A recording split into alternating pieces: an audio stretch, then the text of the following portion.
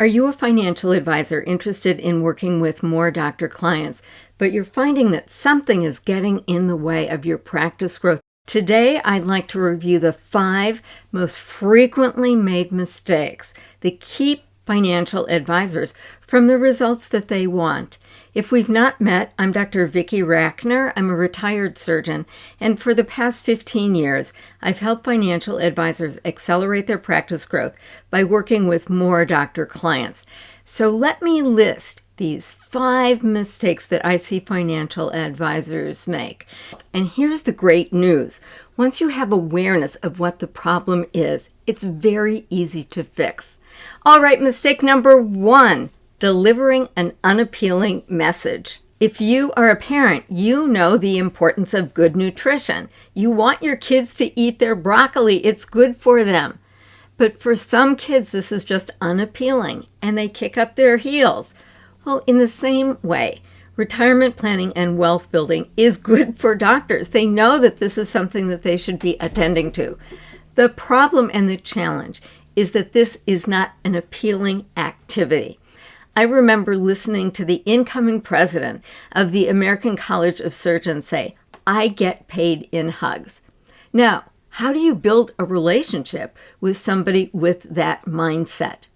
Well, in order to help make your message more appealing, I invite you to download a free report from the link below about how to optimize your medical magnetism, how to craft messages that will attract and not repel your doctor prospects.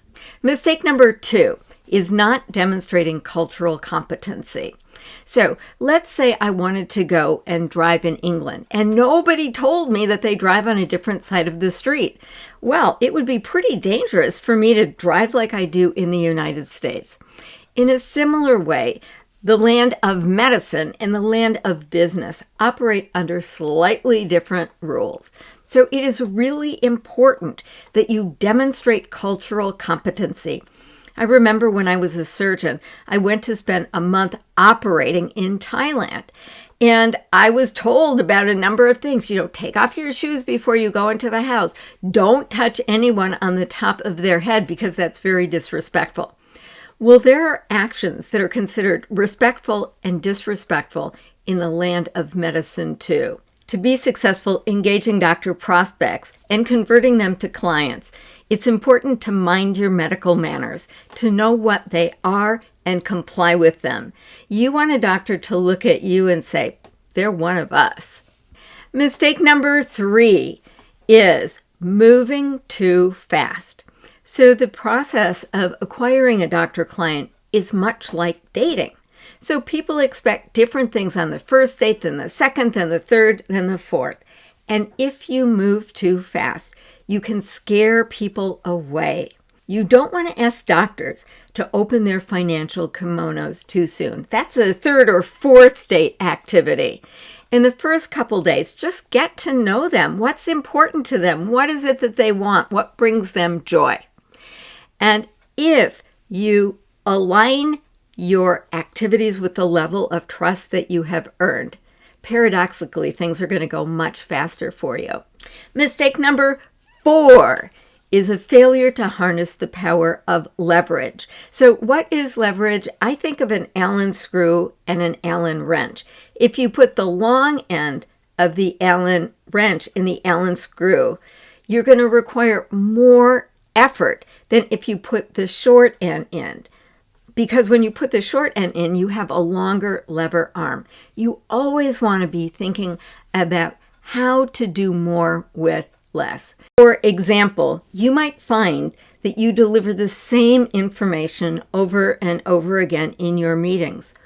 Well, you could certainly have a one-on-one conversation, but what if you created a video and then invited your prospect to take a look at it before your meeting? That's leverage. Or what if you could speak to an entire association rather than an individual doctor? There are some activities that are going to create results in your business, and you want to focus on those activities and those people. Mistake number 5 is giving up too soon. So a doctor might meet you, They might decide, I'd really like to work with this person, but they want to make sure that you are the real deal. So especially if this is a doctor information seeker that might have responded to your ad or your blog, they want to know, are you the real deal or are you a predator? So sometimes it takes time. I surveyed the high-performing financial advisors in my community. I said, let's take a look at your top 10 clients. Let's turn back the hands of time and see how many contacts that you had before they converted to a client. The average was 7 to 10 contacts. So ideally, what you would love to do is engage a doctor in a conversation with you, get permission to send them ongoing value, and then just regularly send out content. These digital sales funnels make a huge difference. And don't give up. I've personally had people on my list for 6 years before they finally reached out and asked me about my services. So, how are you doing? Are you avoiding all 5 of these mistakes? Is there something that you want to focus on in the next couple of weeks? Listen, if you are interested in learning more about how to accelerate your growth by working with more doctor clients, check out my masterclass training, How to Sell to Doctors. It's a soup to nuts description of exactly what you need to do. Thanks for stopping by. I'll look forward to seeing you on the inside.